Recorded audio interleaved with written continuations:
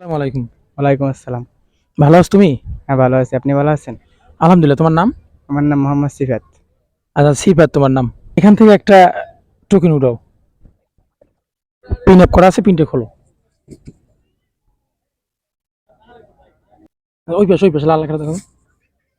আচ্ছা, এখানে একটা প্রশ্ন আছে, প্রশ্নটা পড়ো তো। বাড়ি থেকে ৪৮ মাইল পথ অতিক্রম করলে তাকে কি বলে? তার করণী কি? বাড়ি থেকে ৪৮ মাইল পথ অতিক্রম করলে তাকে কি বলে? এটা আগে বলো। জানো যে বাড়ি থেকে ৪৮ মাইল পথ অতিক্রম যদি কেউ করে তাকে কি বলে?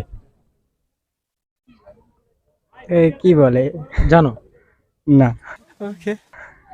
আচ্ছা, এটা তোমার জানা নাই। তাকে মুসাফির বলে। তার করণীয়? সেটা তুমি জানো না। তার করণীয় হলো ফরজ নামাজ ৪ রাকাত নামাজকে ২ রাকাত করে পড়া।